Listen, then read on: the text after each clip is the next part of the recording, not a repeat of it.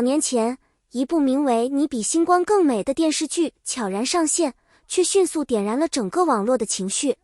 谭松韵与徐凯这两个本就拥有高人气的演员，在剧中呈现出的化学反应几乎达到了无法忽视的程度。观众不仅沉浸于剧情本身，更开始在现实中寻找蛛丝马迹，试图证明一件事：他们或许真的在一起了。在那个阶段，任何一个微小的互动都会被无限放大。一句采访中的玩笑话，一个不经意的眼神交流，甚至是站位的距离，都成为粉丝反复分析的素材。仿佛他们的每一次呼吸都在向外界释放某种信号，而观众也乐于沉浸在这种半真实、半幻想的情感投射之中。随着剧情推进，假戏真做的讨论逐渐升级为一种集体共识。短视频平台上，大量剪辑视频将两人的互动拼接成恋爱证据合集，点击量轻松突破100万甚至1000万。有人逐帧分析他们的对视时间，有人计算他们同框时的身体倾斜角度，还有人甚至对比他们在不同场合佩戴的饰品，试图找出情侣款的痕迹。在这个过程中，一个虚构的爱情世界被不断完善，他们低调恋爱，刻意避嫌，只等一个合适的时机公开。粉丝不再只是观众，而是侦探，甚至是见证者。然而，这个世界有一个致命的问题，它从未被当事人确认。当电视剧落幕，真正的考验才刚刚开始。没有公开恋情，没有合作续集，也没有任何延续互动的迹象。谭松韵回归她一贯稳定的节奏，持续接拍作品，维持良好口碑，低调而稳健地巩固实力派女演员的标签。她的选择清晰而理性，远离争议，专注作品。而徐凯则进入了一个明显的转型阶段。他开始尝试不同类型的角色，从传统的言情男主逐渐向更复杂、更成熟的形象过渡。这种变化意味着他需要打破既有标签，而不是继续依赖某一对荧幕情侣的成功。两条路径逐渐分开。2025年至2026年，这段时间几乎可以用一个词概括：沉默。没有同台，没有互动，没有合作，甚至连社交媒体上的间接提及都几乎消失。对于一个曾经被高度绑定的 CP 来说，这种彻底的抽离显得格外明显。正是这种沉默，让行业内开始出现一种更为理性的判断。这段所谓的关系很可能从一开始就只是观众的投射，没有否认，也没有承认。但时间本身就是一种答案。比起他们有没有在一起，观众更困惑的是另一个问题：为什么他们没有再次合作？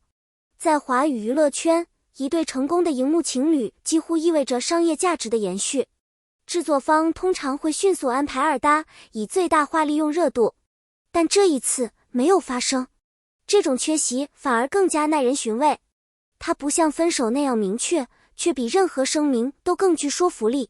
也许从一开始，他们就只是一次合作，而不是一个故事的开端。如果只从表面看，谭松韵与徐凯的错过似乎平静而自然，没有争议，没有冲突，甚至没有任何负面消息。但真正值得深思的是那条几乎无法被观众察觉，却极具决定性的隐形鸿沟，发展方向的根本差异。在娱乐行业里，演员的每一步选择都不仅仅关乎角色本身，更关乎长期定位。谭松韵的路线是一种极其理性的稳态策略。他清楚自己的优势、亲和力、演技稳定性以及观众基础，因此他更倾向于选择风险较低、口碑可控的作品。这种路径意味着他不需要依赖短期话题，也不需要借助 CP 热度来维持曝光。他在构建的是一个可以持续10年甚至更久的职业生命线。而徐凯则正处在一个必须改变的阶段。对于他来说，如果继续停留在既有的形象中，反而会成为一种限制。他需要不断打破观众的固有认知，从被喜欢走向被认可。这种转型往往伴随着更高风险，角色可能失败，口碑可能波动，但这是成长必须付出的代价。当一个人追求稳定，一个人追求突破，他们的节奏、选择甚至合作标准都会逐渐错位。这并不是谁对谁错，而是两种完全不同的生存逻辑。也正因为如此，他们之间并非没有机会，而是没有合适的时机。有时候，最真实的分开，并不是因为感情，而是因为方向。一个有趣的现象是，越是没有结果的故事，越容易被反复提起。谭松韵与徐凯的关系正好落在这个心理区间里，他没有明确的开始，也没有正式的结束，甚至连一个可以被验证的真相都不存在。但正是这种不确定性，让观众不断回头。从心理学角度来看，人类对未完成事件具有天然的执念。当一件事情没有结论，大脑会自动填补空白，试图构建一个合理的解释。